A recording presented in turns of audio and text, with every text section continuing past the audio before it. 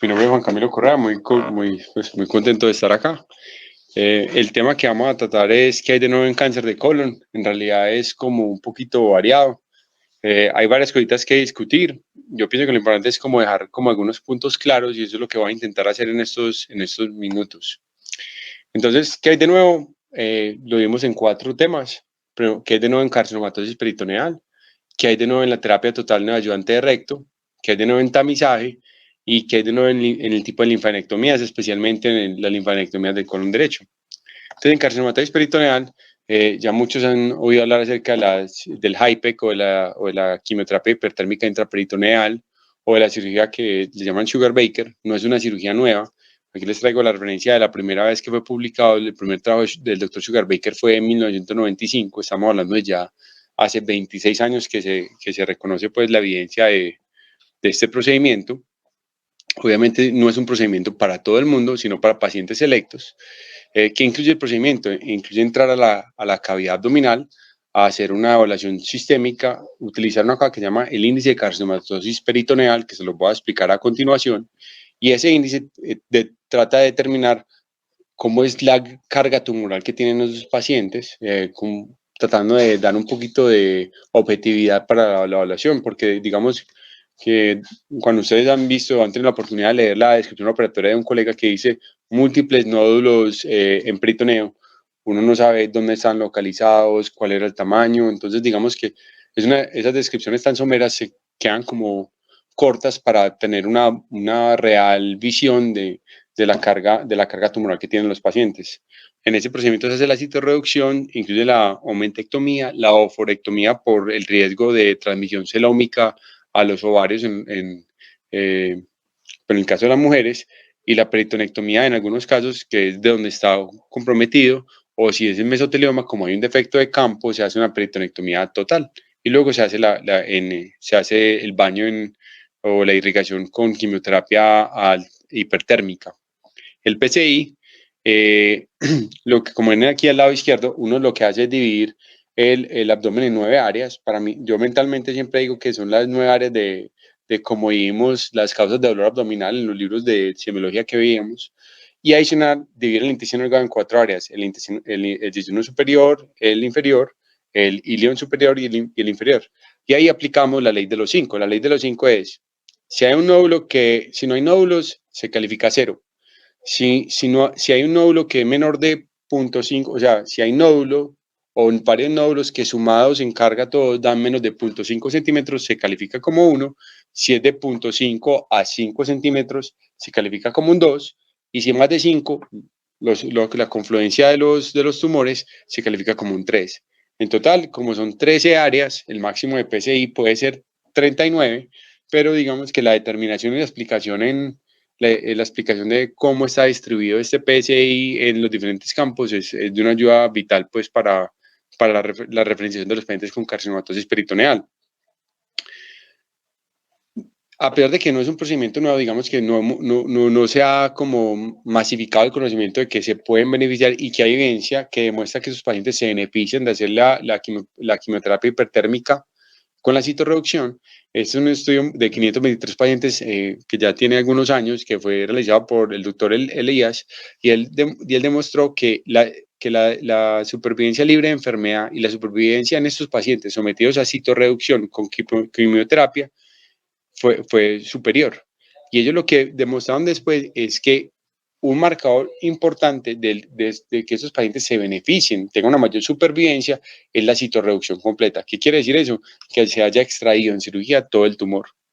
El índice de carcinomatosis peritoneal, se utiliza para cuantificar pues el compromiso tumoral, pero en colon es muy importante saber que generalmente lo que se ha visto, y este es uno de los estudios que marcó eso, es que en aquellos pacientes que tienen un índice de carcinomatosis peritoneal mayor de 20, el beneficio en la supervivencia no es muy marcado porque ya es una enfermedad que tiene un componente sistémico muy avanzado. Entonces, en ese caso, no serían candidatos idóneos para este tipo de cirugía, sino aquellos que tengan un PCI menor de 20. Entonces, vean la importancia de tener eso. Bueno, esto es como como un abrebocas de por qué lo vamos a discutir y ya vamos a la parte de qué hay de nuevo en. salieron dos estudios, porque lo que se ha visto es que los pacientes que tienen riesgo de carcinomatosis peritoneal son los pacientes que ya tienen nódulos peritoneales alrededor del tumor, los pacientes que tienen un tumor T4, que ya tienen un compromiso del peritoneo visceral, y también se había hablado de los pacientes que tenían compromiso ovárico. Entonces, los pacientes tienen un mayor riesgo. Entonces, se empezaron a gestar algunos estudios de asignación aleatoria en los cuales se trataba de determinar si estos pacientes se benefician de una HIPEC, por decirlo así, profiláctico. El primero es el estudio Colopec. El Colopec es un estudio, un RCT que fue holandés.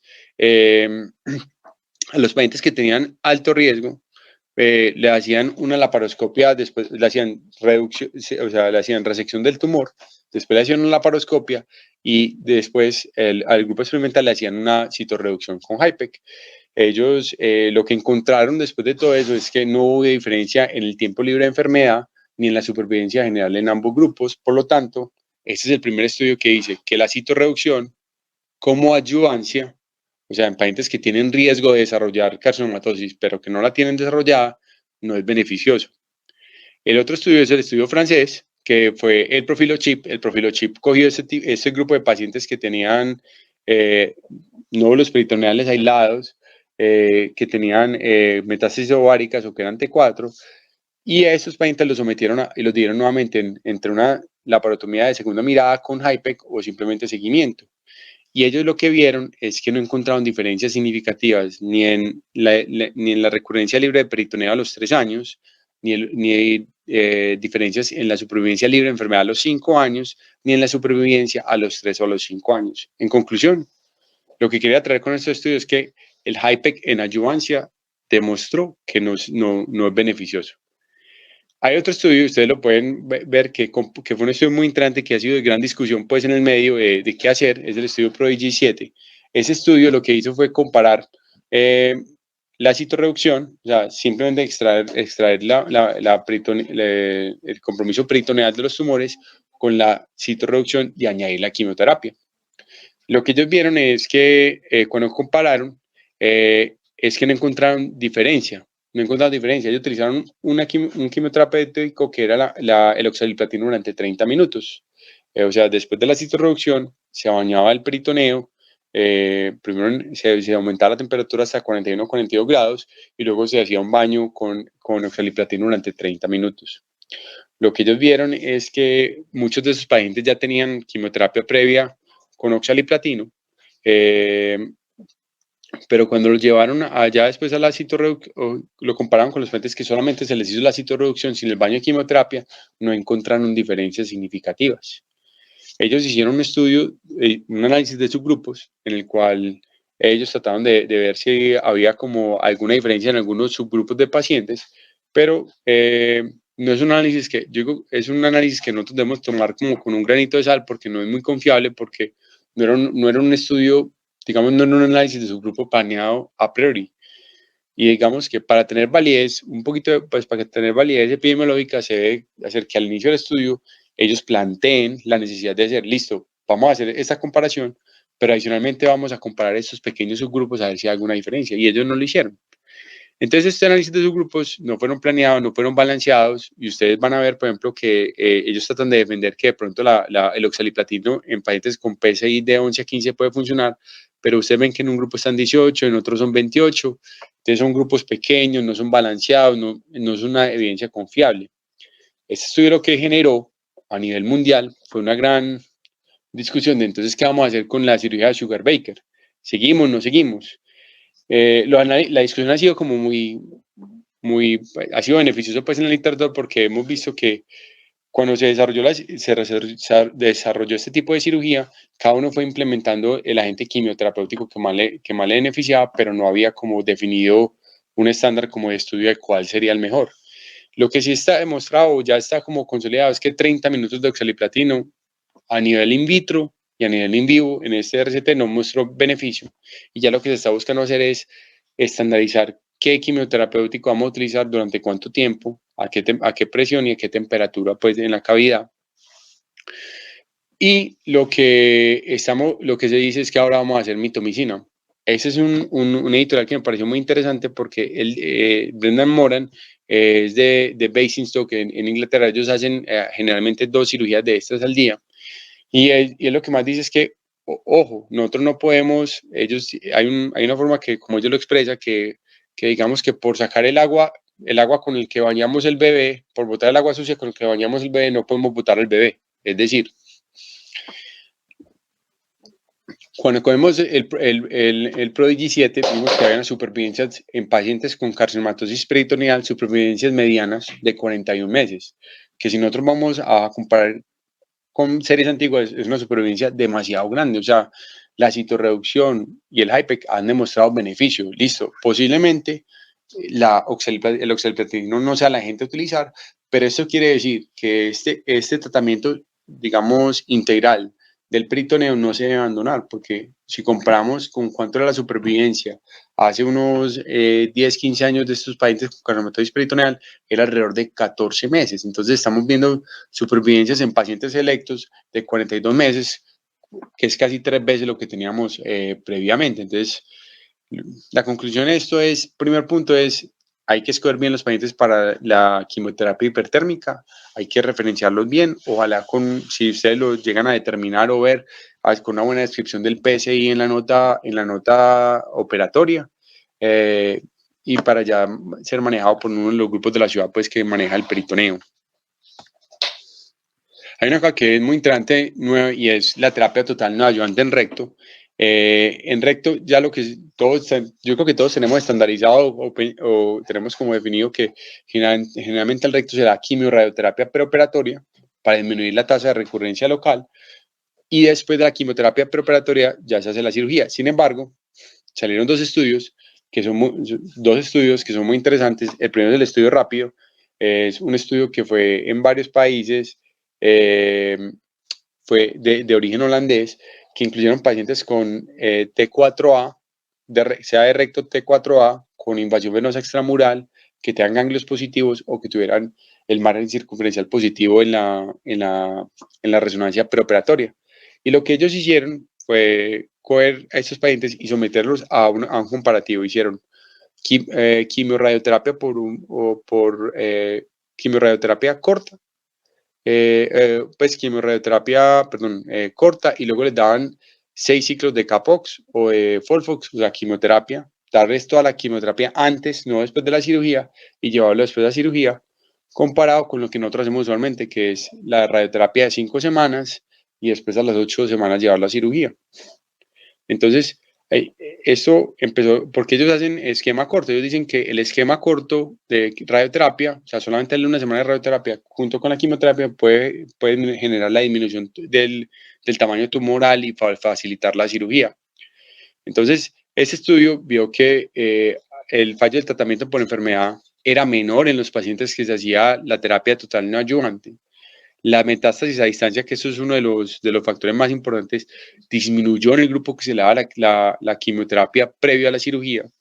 La falla locorregional no hubo diferencia, o sea, digamos, no recurrió más los que se hicieron el tratamiento usual contra esos que se hicieron el tratamiento de terapia total no ayudante, y se duplicó la respuesta patológica completa. La respuesta patológica completa es cuando nosotros resecamos el recto y después de que resecamos el recto, el patólogo nos informa que definitivamente no hay tumor, que una respuesta completa del tumor. Esta es pues la curva de Kaplan-Meier de tiempo libre de enfermedad, y pueden ver como el grupo experimental tiene menor fallo en el tratamiento de la enfermedad, o sea, les va mucho mejor. Eso es estadísticamente significativo, y esto es el porcentaje de pacientes que desarrollan metástasis, que también es mucho menor. Entonces, primer golpe, pues, como decir que, hombre, de pronto podemos modificar el abordaje que nosotros hacemos del recto y hacer una terapia total no ayudante. Este es uno de los esquemas. El otro esquema es el francés, el Prodigy 23, que incluyeron el CA de recto y era un T3 clínico, T3C o mayor, y lo que hacían es darle 6 ciclos de FOLFIRINOX versus la quimioterapia usual. Eso es lo que ellos hacían, prácticamente era darle FOLFIRINOX, después hacer la quimioradioterapia usual que hacíamos, eso le llaman como de consolidación, y después se daba cirugía, y lo comparaban con el tratamiento usual que nosotros hacíamos.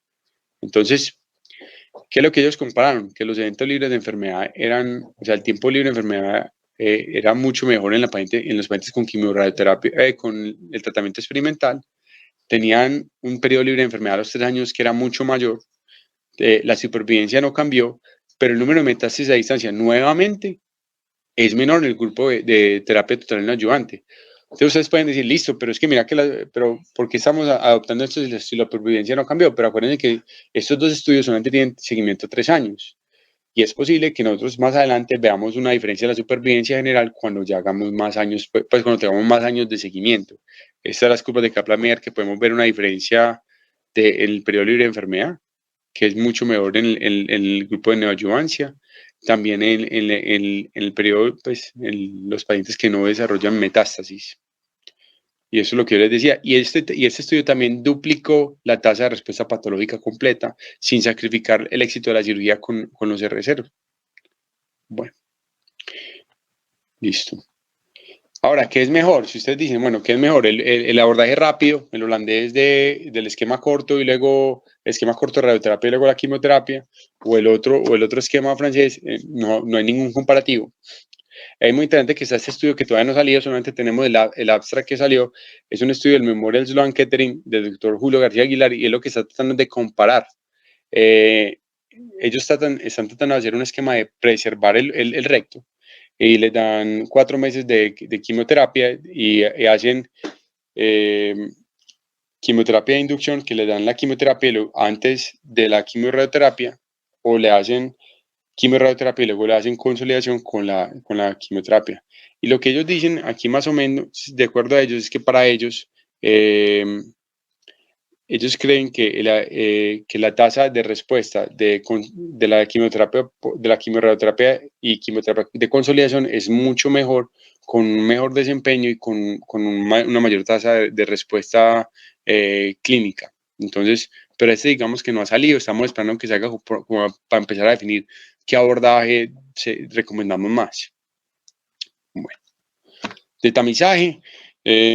A mí me gusta mucho hablar de tamizaje porque yo creo que nosotros como cirujanos subutilizamos el tamizaje en el cáncer de colon.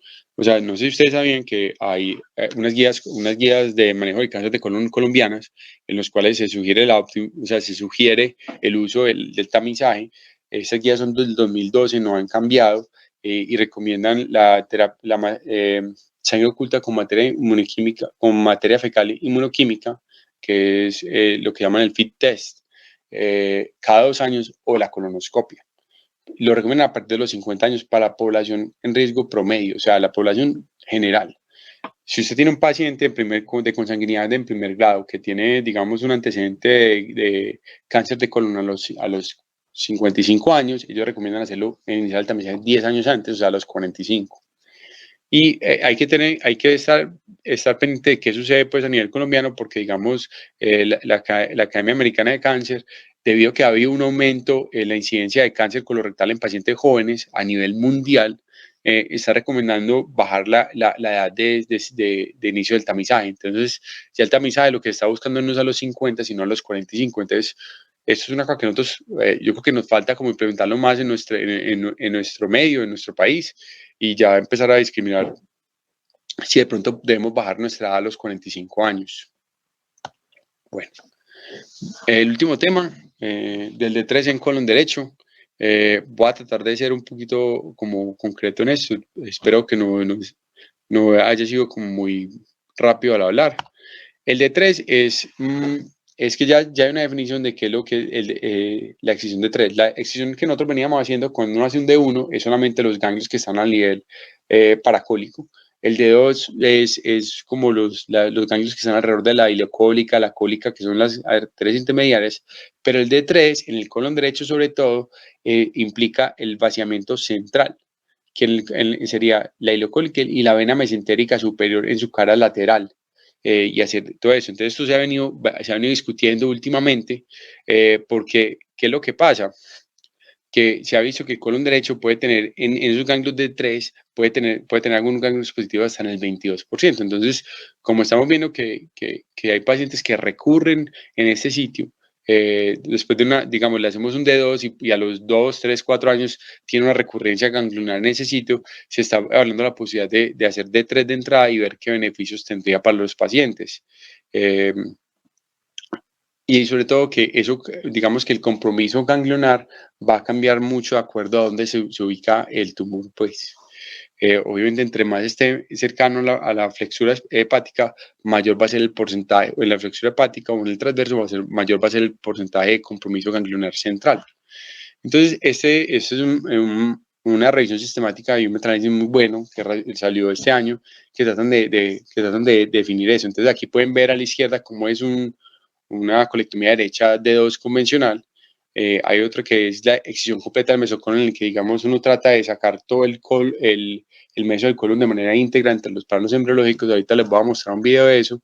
Y lo otro es la ligadura central, que es lo que ustedes ya ven aquí a la derecha, que es lo que ellos recomiendan. Entonces, eso es lo que incluiría la linfanectomía de 3 en el colon derecho, que es la ligadura ileocólica, la visualización de la vena mesentérica superior, la ligadura de la vena cólica derecha y después la linfanectomía de la cólica media de la rama derecha a la cólica media.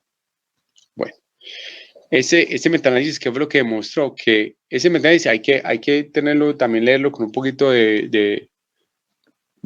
un poquito de grano de sal y con paciencia, porque los tres estudios grandes, o la mayoría de estudios en los que se basó, no son RCT, son estudios retrospectivos o prospectivos que sabemos que no son de una calidad de la evidencia pues ideal, pero ellos sí encuentran que disminuye la tasa de recurrencia local, aumenta el tiempo libre de enfermedad a los 3 años y a los 5 años en estos pacientes. Adicionalmente, parece ser que aumenta la supervivencia a los 3 y a los 5 años hacer esa ligadura central o linfanectomía tipo D3. Si se puede hacer por la laparoscopia, no. Este es el único estudio de RCT que tenemos, que es un estudio japonés que ellos hicieron un seguimiento de 72 meses y cuando compararon el D3 abierto con laparoscópico no hubo diferencia. No, la tasa de conversión de ellos fue del 5%, cirujanos pues muy hábiles y muestran pues que se pueden lograr desenlaces oncológicos igual pues similares. Está pendiente ese estudio que es el estudio COLT, que es un estudio de RCT que está comparando el D2 versus el D3. Solamente tenemos los resultados de morbilidad y vemos que la morbilidad a los 30 días o las complicaciones de indoclavir fueron diferentes. Digamos que ellos vieron una cosa que interesante, es que 5% del grupo de D3 tenía ya metástasis en los ganglios centrales, que digamos que si no hubiéramos hecho un D3 no lo hubiéramos logrado como extraer pues normalmente. Entonces eso está como pendiente pues el desarrollo. Aquí les traigo un videito de más o menos cómo es un D3. Este lo mostramos esta semana en la universidad. Voy a tratar de hacerlo un poquito. Estos son los trócares que yo utilizo. Yo les muestro lo reciente, les digo que el colon derecho es como un apéndice con otro trocar extra. Lo primero es poner una buena tracción del ayudante para que el ayudante traccione bien los vasos ilocólicos, hacer una ventana de seguridad cuando uno va a empezar la disección, porque digamos si uno tiene una lesión o algo de la arteria, uno poder mover con su mano izquierda y clampar el tejido, pues o clampar los vasos para que no sangren. Después esqueletiniza los vasos. A mí me gusta pues como mucho intentar disecarlo, sobre todo para poder pues, utilizar el electrocauterio. Voy a ver si puedo agilizar esto un poquitico.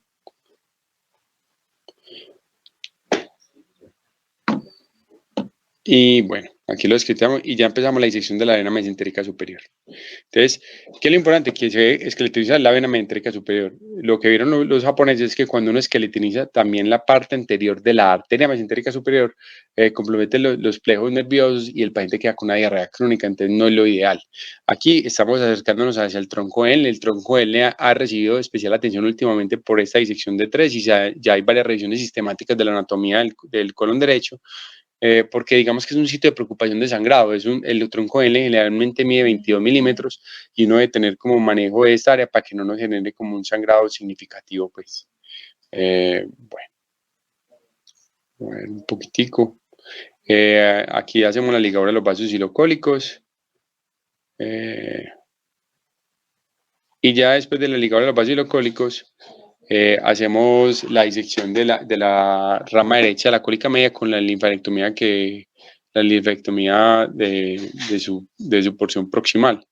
Así como, porque muchas veces si no puede hacer una linfadenectomía adecuada, puede dejar el vaso. Algunos estudios de D3, ustedes lo pueden leer, y hacen ligadura del tronco de la cólica media, pero digamos, si no puede hacer la resección lunar y cumplirlo, no, pues yo pienso que eso es el objetivo, pues.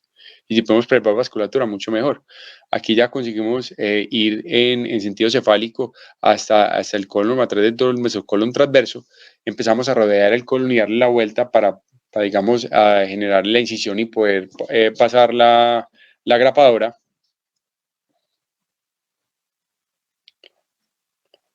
Aquí hacemos la sección. En algunas ocasiones, para tener una mejor visualización, uno libera un poquito el aumento, pasa la grapadora, la seccionamos y después de que seccionamos, voy a volver aquí un poquitico. Después de que seccionamos, lo que debemos es ir hacia la disección del mesocolon transverso hacia el ángulo hepático. Entonces aquí ustedes abajo van a ver que queda el tronco L, que lo vamos a ligar posteriormente, se ve el duodeno y se preserva en todo su lugar, en toda su extensión. Es importante para no lesionar el duodeno, que es una estructura sensible, pues, y en estos casos. Y vamos en esa disección vean como hay un plano embriológico que se va desarrollando, que eso es lo que hablamos del mesocolon, que es esa separación fina, embriológica, que es un plano vascular que se encuentra entre el retroperitoneo y el colon, pues. Hacemos la liberación del ilion en el mesenterio distal, grapamos el ilion distal, aquí lo estamos grapando, y posteriormente, antes de hacer la reconstrucción, lo último que hacemos es la movilización de la línea de Toll, pues. A mí me gusta mucho hacer eso cuando tenemos recientes los pongo a ver eso sobre todo porque me parece adquiere estabilidad y sirve inclusive en los apéndices que son difíciles pues por la paroscopia, poder movilizar el colon derecho, ver si es un apéndice retrosecal, nos ayuda muchísimo. Cuando hemos terminado la disección, ponemos el colon encima del hígado y hacemos la anastomosis intracorpórea. No hay una evidencia muy sólida clínicamente significativa de la diferencia entre la intracorpórea y la extracorpórea, sin embargo, digamos que son como 15, 20 minutos más de diferencia, pero eso permite que uno haga la incisión más corta, no tenga que movilizar tanto el colon y favorece, a mí me parece que favorece la recuperación del paciente, pues, pero la evidencia no lo dice. Y ese es el cierre de la enterotomía. Bueno. Y ya generalmente preferimos extraer los especímenes por Fanestil, dado que por Fanestil hay menor tasa de infección, menor tasa de guerra incisional y el dolor del paciente postoperatorio es mucho menor. Bueno, entonces en conclusión, en realidad esto es lo que les quería mostrar. Concluyendo así en 30 segundos a grandes rasgos, la carcinomatosis peritoneal en cáncer de colon se puede tratar en casos selectos. Hay que enviar a los pacientes con un buen PCI, calculado. No sirve en adyuvancia, pero sí sirve cuando ya hay tratamiento, pues cuando hay carcinomatosis estandarizado. Y en terapia, en recto, se está utilizando la terapia total no adyuvante, cada vez tiene más evidencia, yo creo que lo que vamos a atender. Lo otro es el tamizaje en pacientes de 50 años, y ya debemos considerar menores de 45 años. Y en colon derecho, una de las cosas que parece que va a tener más fuerza ahora es el D3. Perfecto.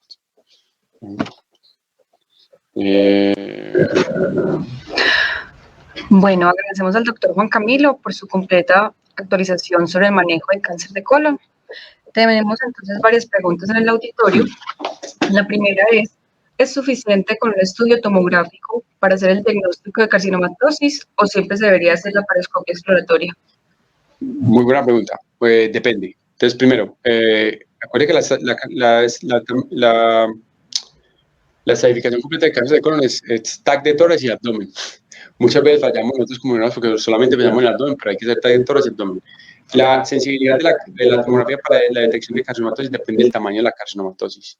Si la carcinomatosis tiene nódulos mayores de 0.8 centímetros o 1 centímetro, es una sensibilidad muy buena, pero si digamos no son tan grandes, la sensibilidad puede variar. Digamos que sobre todo es la sospecha de uno, o digamos que ¿qué sucede cuando uno, que también le puede suceder a uno, que uno ingresa con un plan y encuentra la carcinomatosis?